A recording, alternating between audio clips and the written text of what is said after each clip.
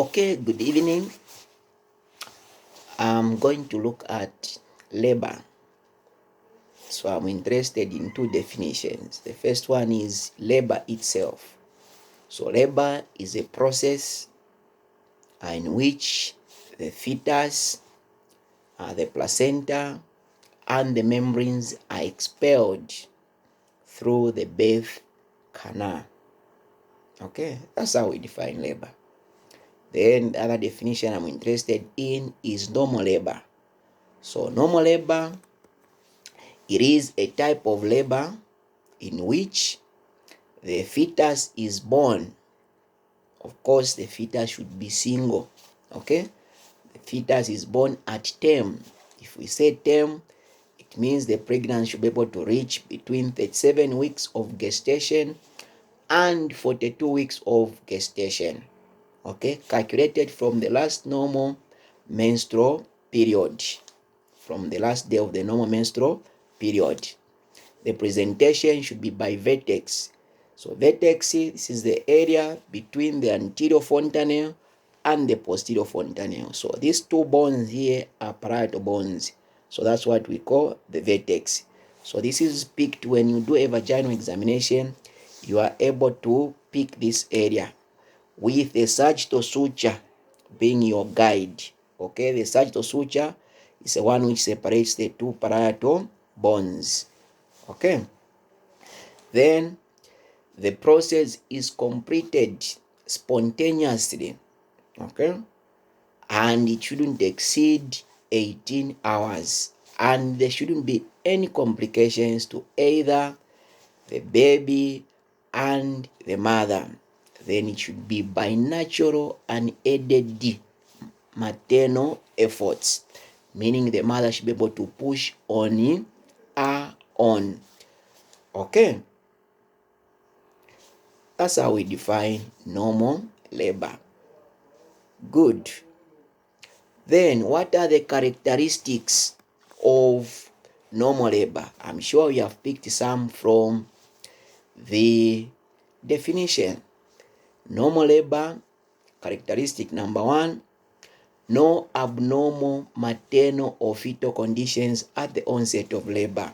So for example, if the mother has conditions like antepartum hemorrhage, things like diabetes in pregnancy, anemia in pregnancy, preeclampsia, it means if she goes into labor, that woman will not have normal labor because of the conditions which can put her at risk. Okay, then even the fetus, the conditions should be normal. There shouldn't be any abnormality with the fetus. For example, if the fetus has fetal distress is when there are signs of hypoxia, which we are able to pick when we use the fetal scope. You discover that the fetal heart rate will be above 160 or below 120.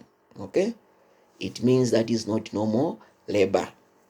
Okay, number two, the other characteristic, number two, contractions of the uterine muscles should be able to commence spontaneously and they should be able to continue until the mother delivers without interventions. Okay, so in this case, you shouldn't induce labor. If we say induction of labor, it means we are starting this labor, okay, or the uterine contractions prior to their spontaneous onset. We know that when the pregnancy reaches term, this woman should be able to start contracting on her own. Okay, and these contractions should continue until the mother delivers. There shouldn't be augmentation. Augmentation is where you intervene so that you accelerate or you speed up the process of delivery. So once that is done, it means that is not normal labor. Okay, then there should be a single baby who is born at term. Okay, at term we are referring to 37 or between 37 weeks of gestation and 42 weeks of gestation. Okay, and this baby should be alive. Okay, the fourth characteristic of normal labor is that the presentation should be vertex. Okay, then the period of labor should not exceed 16 hours in prime gravidas and 11 hours in multipara, or simply put, labor should not exceed 18 hours. Okay, then the other characteristic is that there shouldn't be any complication arising at any stage of labor. Okay, then the other characteristic of normal labor is that there shouldn't be any usage of things like anesthesia. Okay, if any medication is used, it is not normal labor, becomes abnormal labor.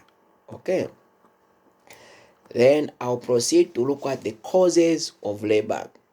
So these are things that will make the woman to go into labor, which is a process where the fetus, the placenta, and the membranes are expelled through the birth canal. Okay, of course, causes are not known, but we have predisposing factors which will make this woman to go into labor. Okay, so they are divided into two. We have the hormonal causes and the mechanical causes. Okay, so under hormonal causes, number one, we have reduced progesterone. If you did very well your physiology of pregnancy, you agree with me that progesterone is the hormone which keeps a pregnancy. It's a hormone which prevents this woman into going into labor. But once she starts going into term or towards term, okay, when she's about to deliver, there is a reduction in the levels of progesterone.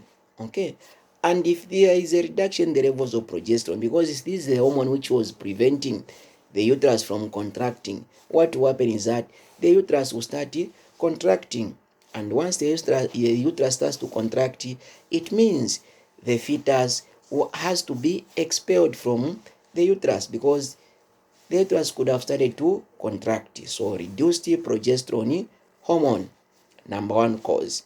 Okay, number two, increased estrogen. Okay, so towards them again, when the woman is approaching 9 months, what will happen is that there is a surge in the levels of estrogen.